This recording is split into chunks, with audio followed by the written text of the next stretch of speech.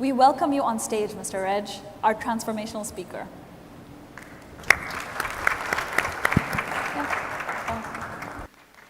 I'm only kidding. I do have 15 minutes. So in the 15 minutes that I have, I want to be able to give you some content, a few ideas that can help you grow your business. How many of you are looking to grow your business this year? Show of hands. How many of you are looking for profitability this year? Okay, look how many more hands have gone out. It's interesting how we've worked with different families from first-generation entrepreneurs all the way to fourth-generation family businesses, where you could have two companies in the same industry sector, potentially selling the same services and products, approximately the same number of employees, going into the same marketplace, and yet one makes profits and one doesn't. What was the difference? This is going to be an interactive keynote. What was the difference? Do you want to shout out a few responses? What was the difference between company A, which succeeded, and company B that failed, and yet both of them were in the same industry with similar products and services, similar number of people in the same marketplace with the same potential customer base? Company A succeeded and company B failed. Why?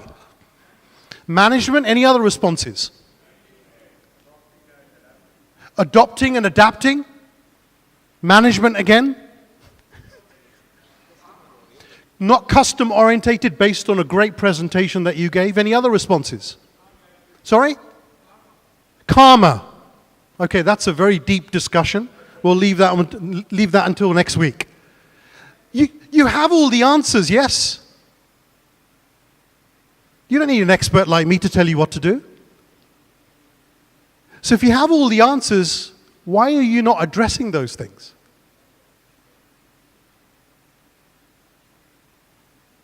I've worked with 110 family businesses in the region.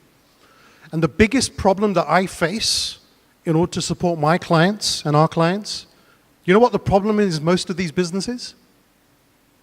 It's the owner. It's you.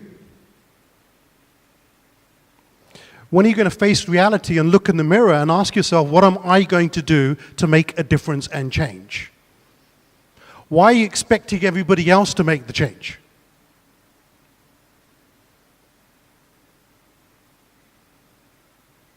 Is it time to rethink, yes or no? Is it time to reignite yourself, yes or no?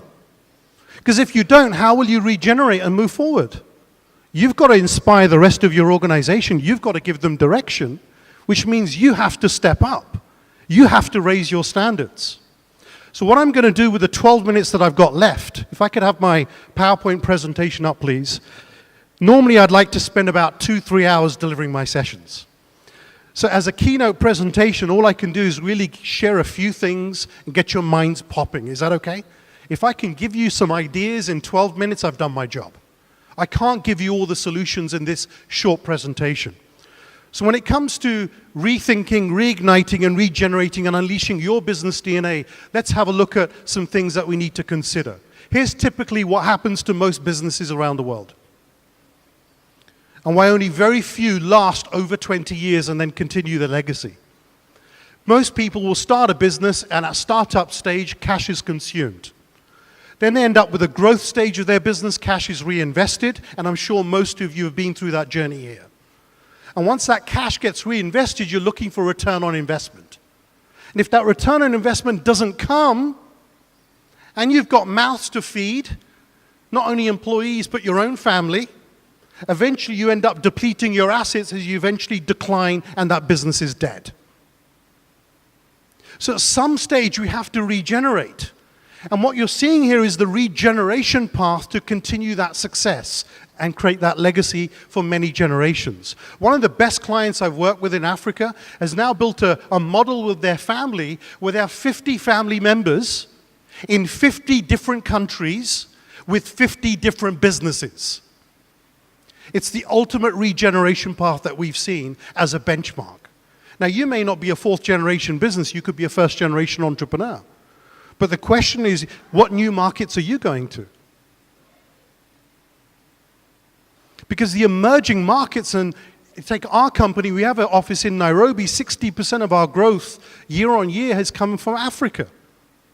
Africa by 2050 will potentially be as big as India and China combined as a market, as a continent, with 50+ countries.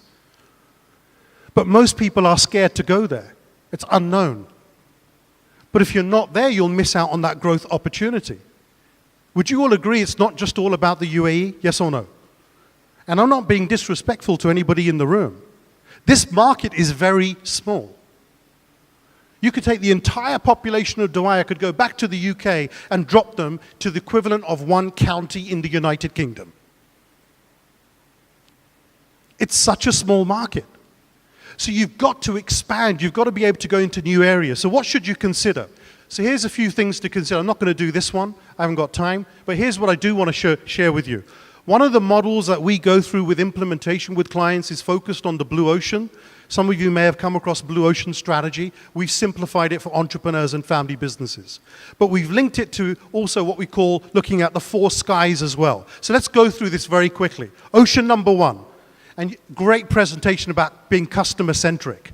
This is about understanding your customers. Ocean 1 is where you're on the beach looking out with your naked eye. You can only see so far. The furthest point that you can see is the end of Ocean 1, which is essentially the customers you've got today. So let's put this to the test with your business. Yes or no? How many of you in the last 18 months, 24 months, have a business dealing with certain customers where the volume has decreased overall? Have a look. Show of hands. Let's be honest in this room. So that's one question. Number 2, how many of you have been working with customers in the last 18, 24 months where the cost of sales have increased? Pricing has changed. Yeah? How many of you in a business where the gross margin has decreased? And how many of you in markets where there's lots of competition?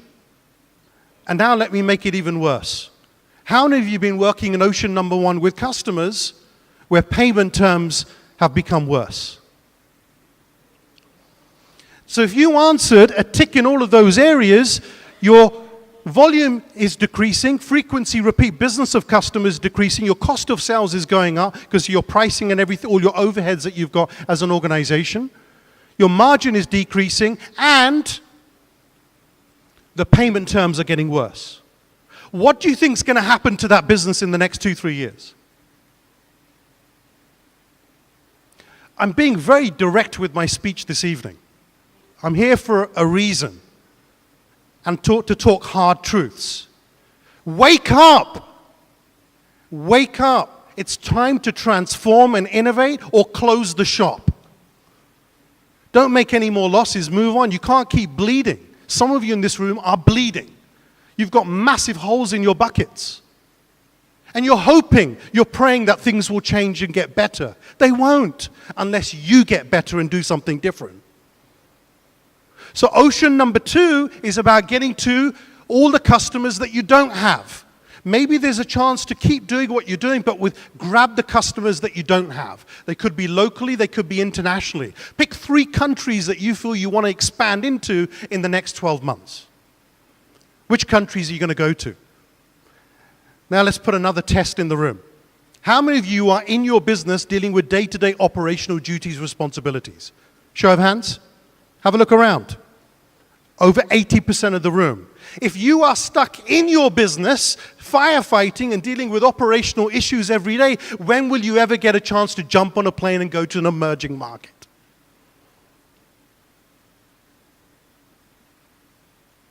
And some of you are comfortable in controlling the business day to day, dealing with your operational duties, responsibilities, and it's time for a wake-up call. Delegate to somebody else.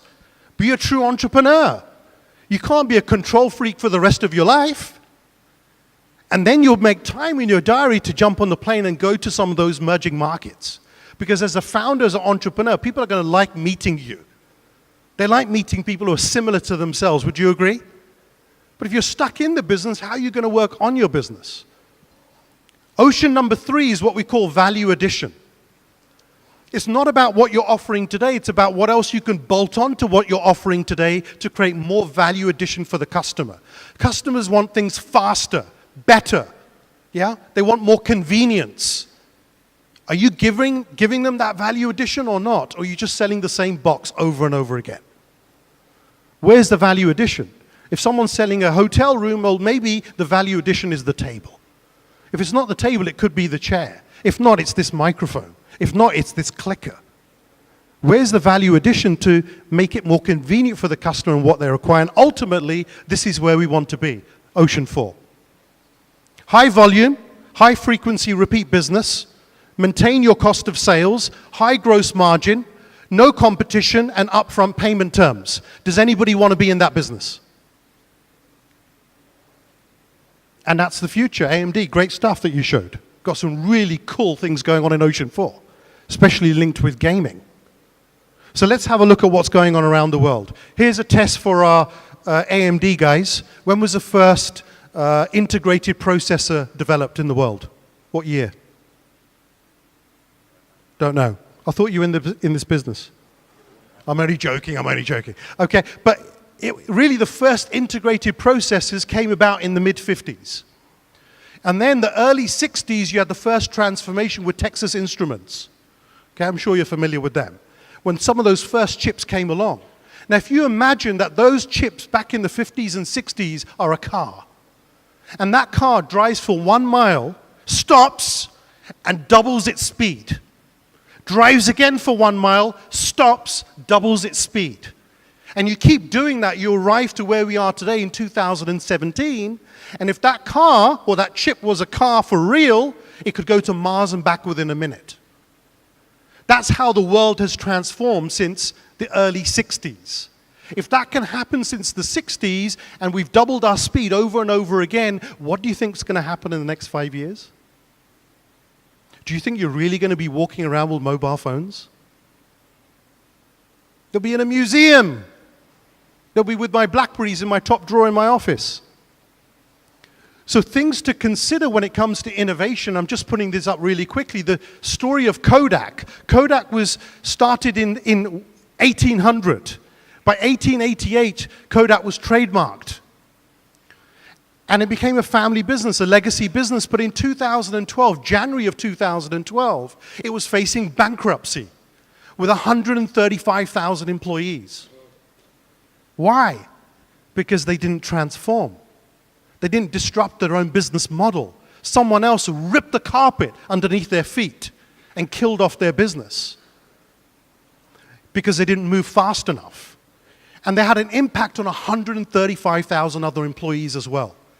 3 months later, April of 2012, Facebook buys Instagram for $1 billion. The same year, 3 months later.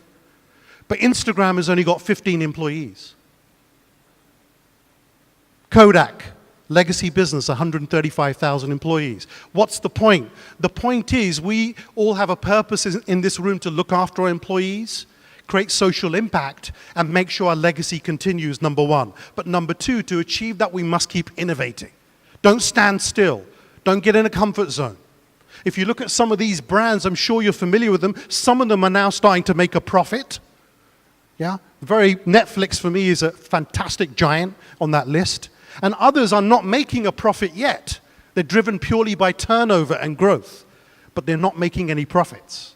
The point is, some of these companies weren't here 10 years ago, and they're changing the world. Uber is not making a profit, but has 9,000 full-time employees and 1.5 million drivers.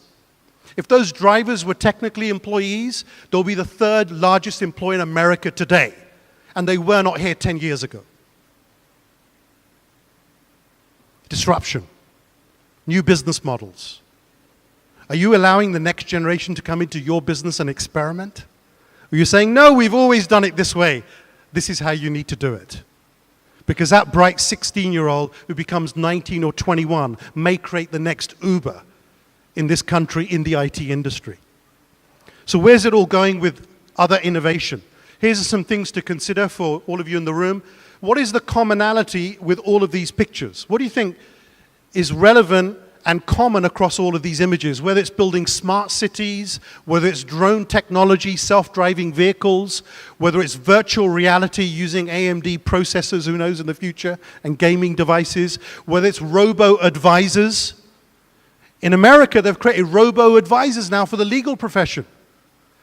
You go onto the computer, you're talking to someone, you think you're talking to a real person at a call center, but really they're a robo-advisor. There is no human being. But every time that robo-advisor gets a question and eventually comes up with the answer, it has a new body of information. So every time it deals with a new customer, it becomes more and more sophisticated and more accurate and more precision. You're wiping out all the lower level workers in certain industries. Have you checked out robo-advisors? Have you checked out algorithms? Have you checked out what can happen when it comes to providing a better customer service using technology? You know, what's happening with cybersecurity? You're all in IT in this room. Has anybody here signed up exclusive rights to the top 3 cybersecurity brands out there in the world? Have you got an agreement with them to bring their products into this country? Some of you don't even know who those top 3 are. All of these pictures, behind them, there are brands out there and companies that need distribution, that need channel partners. They want someone to sign a license agreement with them. Are you going to be the one who grabs that license first? One point I'm going to make here, think, feel, do. Thinking is about your thoughts. Feeling is about your motion, your desire, your willpower, determination. And doing is about disciplined action. Think, feel, do, think, feel, do, think, feel, do. When you've got think, feel, do in an organization, you've got A players in your company or B players with potential. Ask yourself honestly, do you really have a dream team right now? You may have the best strategy in the world. Ocean 1, Ocean 2, Ocean 3, Ocean 4 could be great on paper. But who's going to execute? Do you really have the right talent in your organization, yes or no? And that's a question that you need to answer, and maybe off the back of this session we can discuss this in more detail.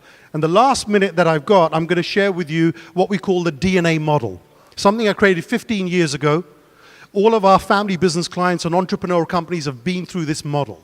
We spend 2 hours doing it with each person to go through profiling and find out where each person in your dream team is on this model. So here's all of them in one go. You ready?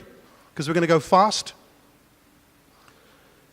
And have a look on there and see which one resonates with you. We've got an innovator profile.